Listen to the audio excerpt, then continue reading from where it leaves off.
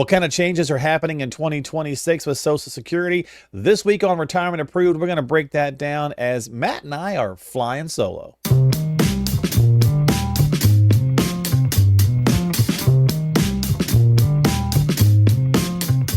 Hey everybody, welcome to the podcast. Thanks for hanging out with Matt, Paul from RW Paul and Associates, and myself as we're talking investing, finance, and retirement. And Matt's just me and you today, buddy, talking a little Social Security. Steve, he got sick on us, so yeah, a little diverticulitis, which I hear isn't fun, and he thinks he might have COVID on top of that. So it's one of those stay away situations. Exactly. Well. Feel better. Yeah.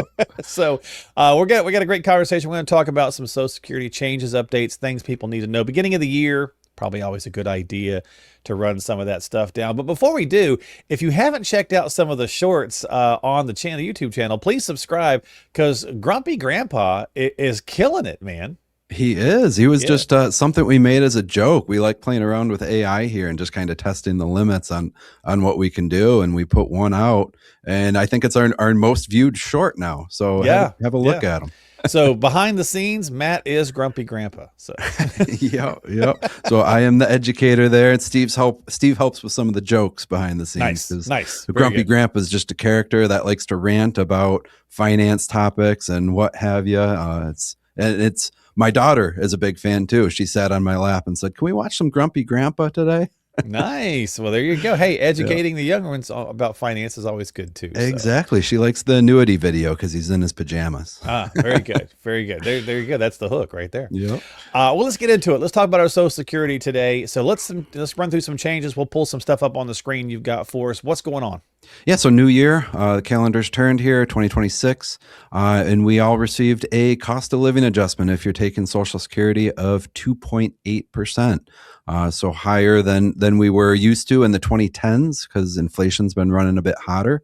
Yeah. But the problem with that, when you get a COLA, your Medicare premiums also go up. And they go up by more than the COLA. They don't go up by 2.8%. Yeah. They go up by 9.7%. You know, so, Matt, my mom calls it a diet cola. She says every year they give us a diet cola. There you go. Because they take it away, right? So to your point, I think I was reading that the average Social Security is going up about $40 for people, basically, if they broke it down. And right around $18 or so of that is being clawed back out for the Medicare change. So that's exactly right. I have it guesstimated kind of depending on your where you're. Obviously, if you waited till 70, your benefit's bigger, but the average benefits in that 2,000 range, and with the Medicare increase, that's about a third of that COLA is going to Medicare. I think it's the second largest increase, second largest bump in the Medicare premiums in the program's history as well. So I don't doubt it. Yeah, a little hefty there. So something to be aware of. Yeah, reason being. Okay, yeah. Hospitals are way more expensive, and medical services are two of the top 5 inflationary items if you look back over the last 25 years. Obviously, college and childcare in there as well, but those typically aren't retiree expenses. But there's a good reason for the Medicare increases, but not fun. Well, maybe that's debatable if there's a good reason, but, but there's a reason, right? Then the other big change is everyone thinks Social Security is not taxed, or there's this gray area, there's new rules. Yeah. Social Security is still taxed. So the big beautiful bill wasn't able to just say, hey, let's eliminate taxes on Social Security, but what they were able to do was include a new senior standard deduction. So that's outside of Social Security. I'll still touch on it here, but you can reduce your taxable income by $6,000 per person, and that phases out. So if you're single, that starts phasing out at $75,000, and if you're married, that starts phasing out at $150,000, and then that goes away at $250,000. So nice little benefit. But doesn't mean Social Security is not taxable anymore. It's kind of got convoluted in the process of the whole big beautiful bill and what the president was saying. Yeah, and it definitely, so people are getting, I guess depending on your income, right? You are getting something. So in a way, it kind of feels like it for some people, like it could be, but it's technically not. It is still taxed. Yeah. Right. You got it. So then let's talk about Social Security filing strategy. So what we're not going to talk about today is the unique situations. So that could be if you're a widow, if you're divorced, if you have minor children. That's kind of rare for someone in their 60s, but it happens. Sure. Or earnings reductions if you're still working. So if you have one of those unique situations, just know a little bit more research is going to have to go into those, because I don't want to do an hour podcast here talking about all these different programs. Well, let me just jump in and say, if you do have those questions and you do need help, please reach out to the guys, have a conversation. We got links in the show descriptions below, and they can certainly talk to you about those more unique situations. But we're going to keep it kind of broad level for most folks today. For sure. So this chart here, and if you can't see it, I just said, okay, what if someone was a max earner? They're married, they're both max earners, and they're coming up on 62 right now, and they just retired. So they have all the strategies available to them, pretty much maxed out here. So I think most people probably know you can start Social Security at 62. You can defer it. You can start at 63, 64, 65. But for these particular people, their full retirement age would be 67. And that's going to be the age for most people at this point. It used to be 66, and then it tiered to 66 in 4 months, 6 months, 8 months. All that complication is starting to fall off, and most people are at 67 now. But what full retirement age means is that's just what your primary insurance amount is. So that number right there, if you see it smack dab in the middle, for these people would be $4,500. So that means if they started then, they would get $4,500. But then on top of that, if they delayed, they get delayed retirement credits. So 8% per year plus the COLA. So it's really powerful. And then, of course, if they wanted to take earlier, they get a pretty substantial reduction. Yeah, and that's really where the strategy comes into place in looking at situations. And they've changed stuff. The filing options through the years are still like a million of them. But, again, people sometimes think about Social Security in kind of a separate piece from the rest of their plan. And it really should be looked at cohesively. Yeah. Oh, for sure. Yeah. For sure. And that's where maybe if you're retiring at 62, you don't take Social Security because you want to do Roth conversions. Or maybe you're in perfect health, you take care of yourself, and you're planning on living to 105. Well, then you're going to want to delay to 70. I just met with a client. She said she's going to live to 108 because she hikes and bikes all day. Those are her two hobbies. And I believe it. Kudos to her. Yeah. The two strategies here that I have highlighted are the blue box. So that's early. If you both file at 62, nothing wrong with that. That means you got a good amount coming in, $5,000, which is a good amount of money, assuming you're both maxed out. And then that red bucket there, you can kind of see why Social Security is going bankrupt here. If this couple were to wait both until age 70, they've got $12,000 a month coming in, which is head scratching. That's a massive jump. Yeah, for sure. From the early to the delayed there. Exactly. So what I did is I ran a crossover illustration. So it just shows when would filing become more beneficial? When would delaying become more beneficial than starting early? That's what crossover point means. But the key factor to a crossover point or break-even point is a discount rate. So most people probably aren't necessarily familiar with what a discount rate means, but just think of it as money today is more valuable than money tomorrow. So if you have money today, you can invest it, you can spend it and not take from your portfolio. So that's such a key variable here that is different for every person, because if a client comes to us and says, hey, I'm aggressive, well, you could in theory use a higher discount rate. If they're more conservative, a lower discount rate. And also if it's a zero interest rate environment like it was in the 2010s, you have to use a lower discount rate because you can't earn as much on that money. Gotcha. So what I did is I just ran a 3.5% discount rate, which is pretty conservative at this point. You can get that in CDs. MYGAs would easily generate 3.5%. And that means that blue line right there, that's filing later, delaying. And that red line was filing earlier in retirement. And you can see the red line's more beneficial. So if you were to pass away at 70, obviously filing early is the better strategy. But as they progress, the lines converge, and it's about 83, 84 where the delayed strategy wins out. And that means you're 85 now and you're jumping for joy because you're saying, hey, I made it. I'm in the money on this program. Yeah. But if you were to pass away anytime earlier, that's where the other strategy would win out. And this is where you want to be talking with your advisor about looking at these and running scenarios, because I know no one knows when they're going to die, obviously. Right. But you're looking at some predictors, longevity in the family, general health, things of that nature. But running these scenarios, Matt, stress testing a few of these for each individual person's plan gives them a better idea of the way to go. Yep.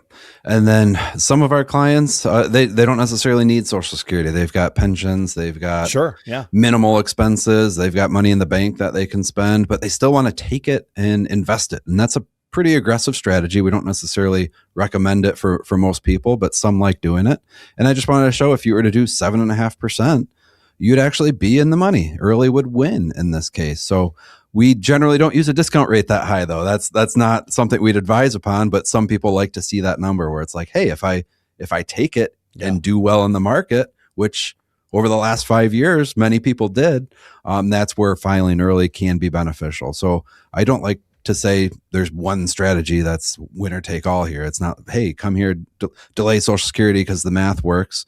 There's any which way you want to do it can work. It's a question mark. You could do all the study and all the research and then delay and then end up passing away early, and it's like, oh shoot, should have taken it at 62. Right. Yeah.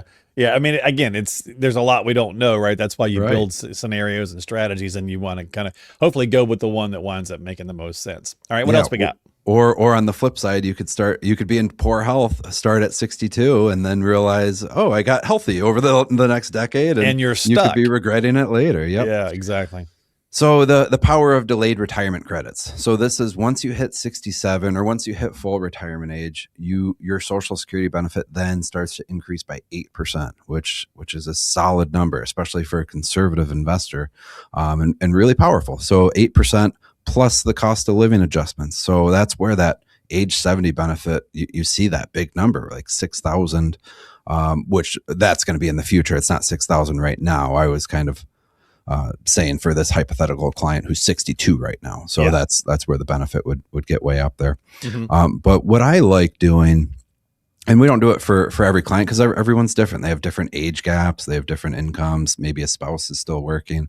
But I really like the opposite of those two corners, which is a mix, a combination. You don't have to do what your spouse is doing. So if one were to file early, that kind of becomes the, hey, we got some money out of the system before it goes bankrupt in 2034. Sure. Right. And then you maximize one benefit, because remember, the higher of the two benefits is the survivor benefit.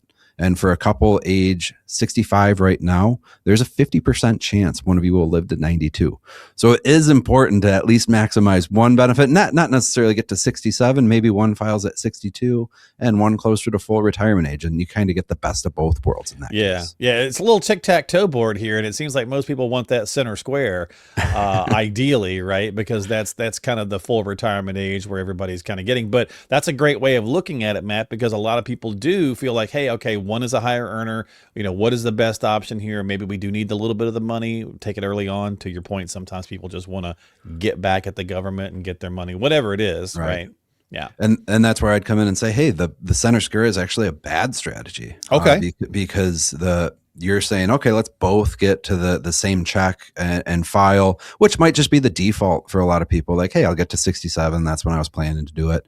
But why not take one earlier and delay one? And now if a spouse predeceases, you've got that higher check that continues rolling in. Great point. Yep. All right, Matt. So got some great graphs this week to look at, some good things to think about. What might change? What's some potentials out there? Yeah. So as I mentioned earlier, the Social Security Trust Fund will be depleted by 2035, 2034, probably 2033, because we have to assume the government did their math wrong. And that's because the amount of people collecting benefits to the amount of people paying into the system. So that's just going, as we all know, baby boomers retiring more and more each day. Yeah. And there's going to be some adjustments that have to be made. We're probably not going to deal with it until we have to. So this is probably not. It'll be the last minute. Yeah, for sure. Yep. So who knows? They could push full retirement age for younger people. Maybe my benefit's going to be at 75. They could increase on taxes on those who are working, which they do by default. The wage base went up by 8,000 last year or something like that. They could play with the CPI numbers. So maybe instead of getting 2.8, you're getting 1.4. They could adjust earnings restrictions. They could do any combination of the above, or the most likeliest scenario, they just print a bunch of money and make things right. Yeah, you never know. Whatever dumpster fire they come up with, they will definitely wait till the final second to do it. And it's not like it's not happened before, right? So they've actually run into some issues before. Very famously, David Walker's talked about how in the 90s there was some issues and they made some changes, moving Social Security taxation up to potentially 85%. That was a change to kind of delay that as well. So we'll see what strategy they come up with. Yep, you got it. All right. Any final thoughts? No, it's just, hey, make sure you at least put some thought into filing. Don't just go, hey, I'm going to file at this age just because I think that's the right thing to do. Yeah. There's so many factors that go into it, whether it's your IRA balance, future RMDs, income, part-time work, longevity, health. So at least have a conversation on it and do some research before you pick a date. Yeah, don't just look at it in a vacuum, right? Look at it as part of your holistic overall strategy and plan for not only you, but your spouse if you're married. And of course, as always, if you got questions, need some help, make sure you reach out to Matt and Steve. Get some time onto the calendar with the whole team there at R.W. Paul & Associates. You can find the links in the show descriptions below. You can go to rwpaul.com. That's the main website. And you can also just go to the podcasting website as well. And don't forget to subscribe to us while you're there. Apple, Spotify, YouTube, all that good stuff. Click on that thumbs up and notification bell so you catch new episodes. You can find that information at retirementapproved.com as well. And go watch some Grumpy Grandpa shorts because they're really cool. So that way you can learn some more stuff. It's all about the education. So, Matt, thanks for breaking it down, my friend. For sure. We appreciate it. Steve, get well. We'll see you next time here on Retirement Approved with Matt and Steve Paul.